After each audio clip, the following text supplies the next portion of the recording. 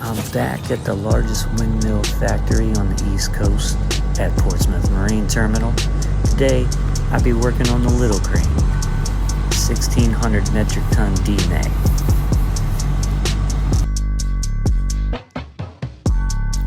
She's got twin Mercedes engines. One of the engines was in D-rate. Plugged up my Zentry tool.